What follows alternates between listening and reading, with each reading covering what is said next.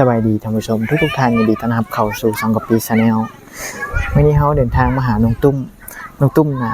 กะปีคิดว่าเราเมื่อเฮือนนะได้พี่น้องถามว่าบ่ดีว่ายังบ่ทันเมื่อยังอยู่เฮือนพ่อเฮือนแม่อยู่มาค่ำๆนิดนึงพี่น้องมื้อนี้เฮาไปธุระเขตอื่นไปถ่ายคลิปก็มาแวะหาน้องตุ้มตอนค่ำพี่น้องมื้อนี้นะก็ยังน่าจะอยู่เฮือนนั่นแหละพี่น้องเดี๋ยวไปถามเบิ่งน้องนำกันพี่น้องบ่ฮู้ว่าน้องตุ้มอยู่ไสย่านไปอาบน้ำอยู่เนาะน้องตุ้มเฮ็ดอีหยังน่ะจนมืดพี่น้องมาใจหายกระทายแล้วไม้ติดไม้ในน่ะสบายดีท่านผู้ชมนะสวัสดียังบ่ได้เมื่ออยู่มื้อนี้อ้าวบ่บิลลี่บ่ได้เข้ามาบ่บุรีเข้าบ่ได้เข้ามื้อนี้เข้าเข้าเอามาซักยังได้ซักอีกมันบ่มื้ออื่นขึ้นค่อยคันซักอีกธรรมดานะหมอนัด3มื้อเนาะปกติเนาะอีหล่ะโดยนัด3มื้อมื้อนี้พอดีครบมื้อที่3แม่นบ่โดยแต่ว่าเดี๋ยวนี้ยังคันอยู่บ่ใครนี่ใช้เบิ่งได้ดูตุ่มนะเบิ่งนั่นเด้ใครแน่มันเริ่มหยุกในแล้วแล้วคันว่าคันอีกแล้วได้ไปซักอีกแม่นบ่โดยก็เลยยังบ่ทันได้มื้อนี้น่าจะได้มื้อบ่คันเช้าคันนี่โดยอยากมื้ออยู่บ่อยากมื้อเนาะหรือว่าอยากอยู่นี่หัวอย่างเมื่อว่าอยากมื้อตะกวางไว้ไหนโอ้ยอยู่มื้อนะอยู่มื้อนะคิดนอนเฮือนบ่โดยให้เบิ่งเจ้าไหนเจ้าบ่อยากมื้อเทื่อมันบ่ม่วนบ่ต้องตุ่มอยู่นี่นะม่วนเนาะ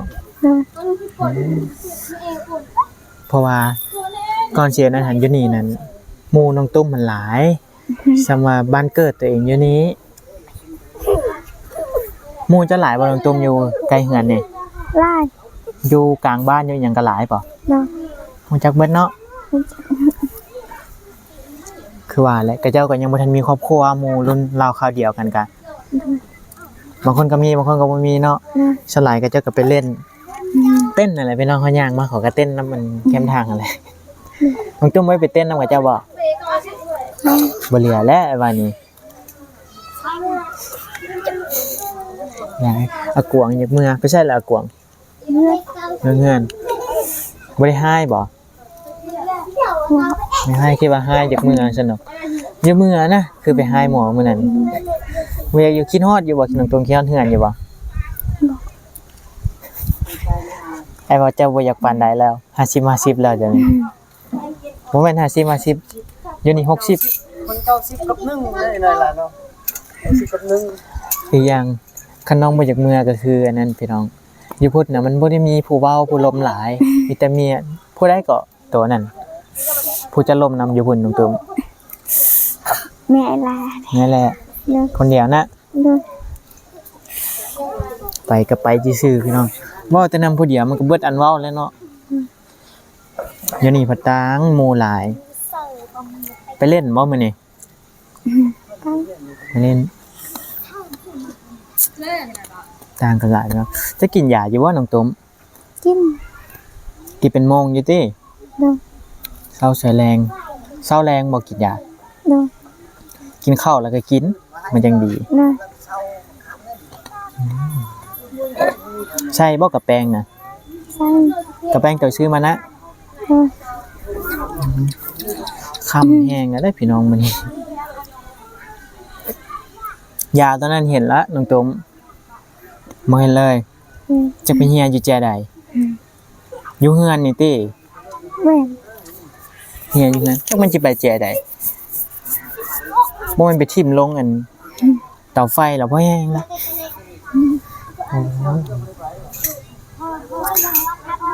เจ้าอุกเป็นบ่น้องตุ้มสิได้มื้อแหละจะดีจะก็ได้มื้อแนวมันแล้วแนวก็เจ้าสู้เจ้าไปอยู่พุ่นอยากอยู่นี่ก็ได้แต่อย่างนั่นแหละตุ้มเครื่องเจ้าก็มีใช้อยู่บ่มาอยู่นี่เครื่องเก่าเจ้าบ่หรือว่าจะเอามาน้องตุ้มถึงน้องถึงน้องเครื่องน้องแต่เจ้าอยู่แต่ตอนนั้นพวก เครื่องเพื่อนพวก โอ้เครื่องของน้องตุ้มมันเอาไปพุ่นมืดแต่อยู่นี่ใช้เครื่องน้อง โดย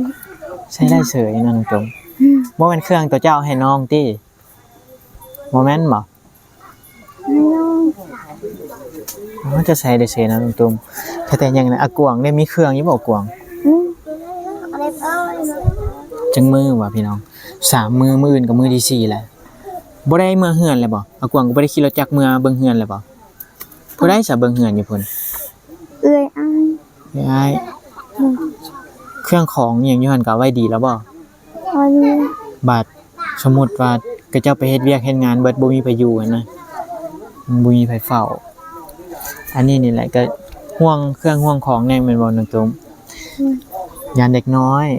บ้านนั้นดื้ออีหลีเด้อเนาะ โดย เว้าก็จะบ่อยากฟังเบิ่งเขาขี่รถนะป๊าพร้อมมันเลย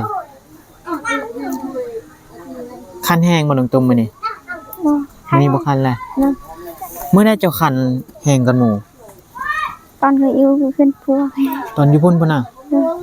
จะได้นอนบ่น้องตุ้มกันน่ะ ได้นอนเลย ไม่นอน มันทรมานเนี่ยพี่น้องเมื่อนั้นไอ้ถามอากวางว่าโอ้ยนอนปกติแล้วตัวเองนอนตัวเองบ่ได้คันไอ้ก็ว่าไปตัวเองก็นอนปกติแต่เมียน่ะบ่ปกติแล้ว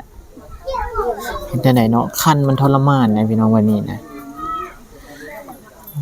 กินข้าวแล้วบ่น้องตุ้มมื้อนี้ ขึ้นแล้ว กินกับหยังนั่น มี บ่ได้กินหรอ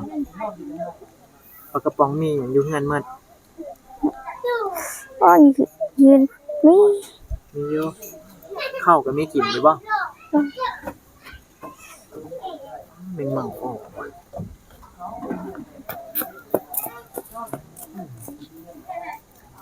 กลางคืนเจ้าก็ไปเล่นบ่น้องตุ้มนี่ โดย ย่างไปตามบ้านนี่ โดย เฮือนหมู่ก็อยู่นี่แหละแม่นบ่ โดย ก็ปีนหน้าครับก็เป็นเฮือนอ้ายพ่อเจ้าบ่แม่นบ่น้องตุ้มนั่นล่ะนี่ โดย เป็นอ้ายพ่อของตุ้มพี่น้องกันนี่แหละส่วนหลายก็เจ้าก็เป็นพี่น้องกันหมดจะบอกพ่อจะล่าน้องตุ้มยังมาเฮือนไปสิมาเฮือน จักทุกพอ จักเลย อืม ก็บ่เว้าเบิ่งน้องตุ้มมันมาไปสิไปอยู่ไสจะถามมึงละ หัวอะไรดาว สมมุติว่ามั่งเด้เนี่ยนี่น้องตุ้มยังเราคิดว่ามั่งแล้วเลยสิไปเฮ็ดตู้ให้หยังอยู่นะถูกแล้วขายไม้แล้วสิมาเฮ็ดเงินใหม่มันบ่ได้ดอกน้องตุ้ม โดย ขายไม้เฮือนมันก็ได้จักล้านหนึงบ่จุบมาค่าดอกอ้ายจะซัก โดย อ้ายก็อยู่บัดเดี๋ยวนี้ โดย เมียอ้ายก็มาอยู่นำบ่ บ่ ยังบ่ได้แต่งก็บ่ได้มา ไม่มา คันแต่งนี่น่าจะไปอยู่เฮือนกับเจ้าบ่ โดย คันเอามาน่ะเฮือนเบิ่งพี่น้องมันก็จบเจืออยู่หลังใหญ่เติบนั่นแหละสิไปนอนอยู่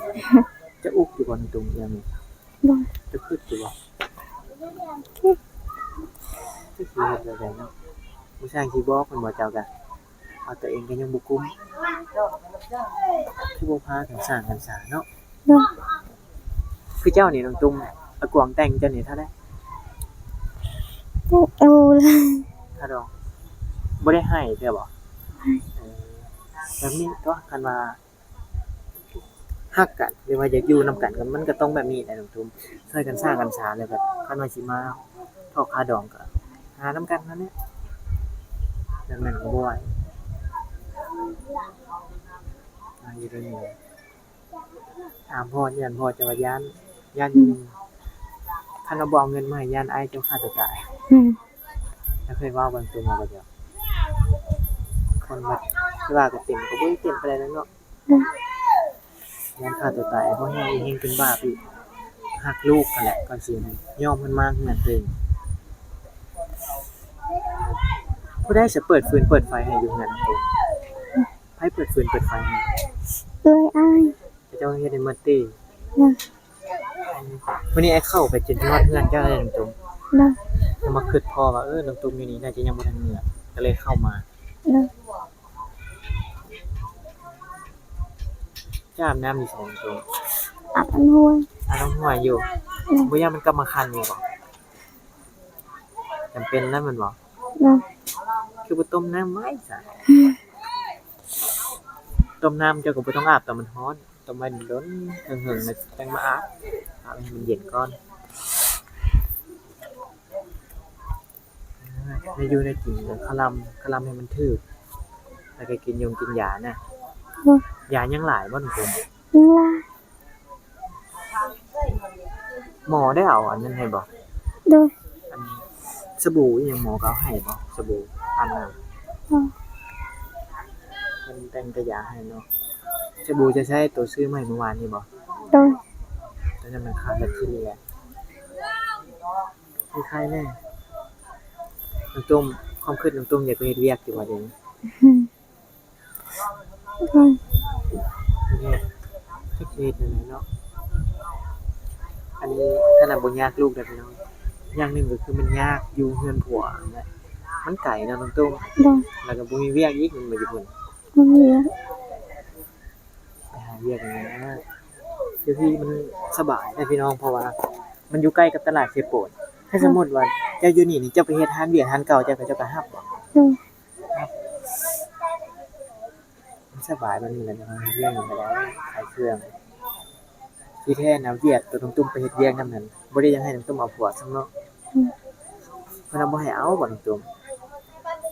ยังน้อยอยู่แม่นบ่ โดย ก็จะเห็นตุ้มเนียนๆเนี่ยนั่นนี่ตุ้มน่ะพี่น้องเจ้าใหญ่อยู่ร้านเวียกเนาะ โดย ไปเฮ็ดเวียกแต่น้อยเหมือนกันแหละนั่นเป็นเมาเฮ็ดเวียกแต่น้อยใหญ่ก็ใหญ่อยู่หั่นเลย โดย เพิ่นเลี้ยงข้าวเลี้ยงน้ำอยู่หั่นเลยแม่นบ่ล่ะ โดย สินอนสบายเด้อพี่น้องเพิ่นเจอบ่อนดีก็ดีเฮ็ดเวียกนั่นเพิ่นเบิ่งแย่งปันลูกปันเต้านะเป็นเมาออกหนาวเบิ่งตุ้มอยู่นี่กลางคืนน่ะพ่อหมดจุบกันอยู่ติพ่ออยู่บ่ โดย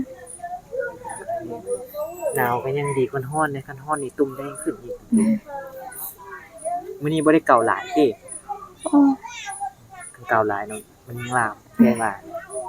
ตอนนั้นจะเป็นได้เดียวนึงเนาะตุ่มลามออกตามคอตามหยังจะตุ่มมันยุบเบิดแล้วบ่ อืม คล้ายๆเนี่ยมันนั่นน่ะพื้นขึ้นแห้งพี่น้องถ้ามื้อนี้ไปห้องหมอซักยา3เข็มแล้วเนาะ โดย บอกหมอแล้วว่ายาเสีย อืม บ่ได้บอกเลย ใจบอก บอกก็ย่าบ่ได้เนาะ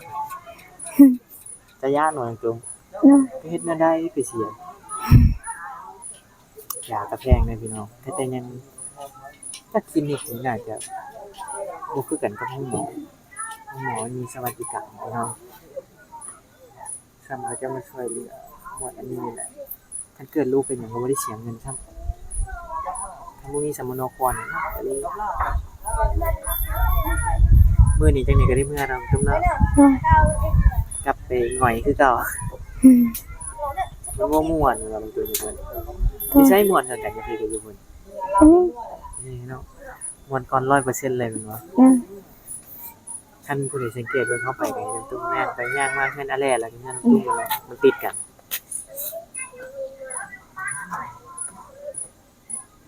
มันบ่แม่นเฮือนติดมันย่างไปนี่มันนี่คือสบายแล้วเนาะข้าวกินก็มีบ่ต้องจม อืมมันบ่ลาย พอดบ่ซ้อมหนึง อืม มันเป็นคนหลายแม่นบ่ อืม มันมีมันปลากระป๋องก็มีอยู่มันเป็นมีปลากระป๋องก็มีบ่อยู่นี่มี มือดีคือเพื่อนไป มีเงินจะหมดบ่ อืมยัง จะสิกินอิหยังบัดนี้น่ะ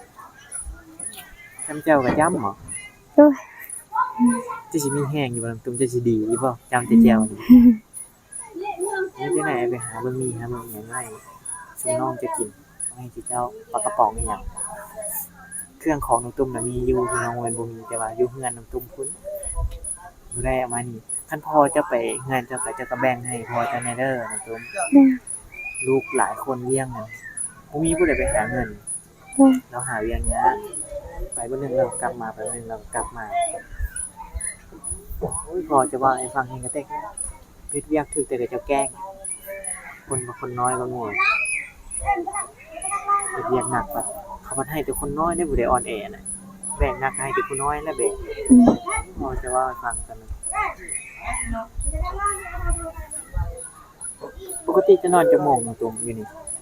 8 โมง 9 โมง อ้าวเป็นโมงก็โมงอันนี้จะโมงอ่ะ7 โมงเลยเด้ นะ จะนอนไหวเนาะไปเจ้าก็เบิ่งโทรทัศน์เบิ่งหยังอยู่บ่ บ่มีโทรศัพท์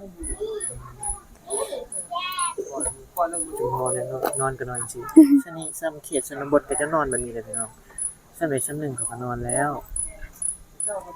จะมานอนอยู่นี่มามื้อแรกน่ะนอนหลับอยู่บ่นี่ตัว รับ นับแต่สิบ่หลับนำแม่กวางเพิ่นมันว่าบ่ลืม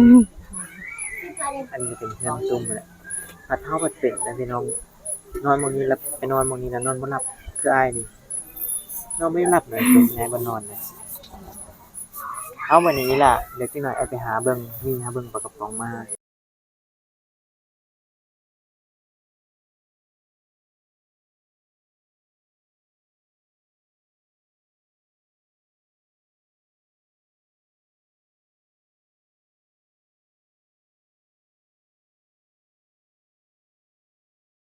เอาน้องตุ้มเด้อบัดนี้ปลากระป๋องอีหยังเอาไว้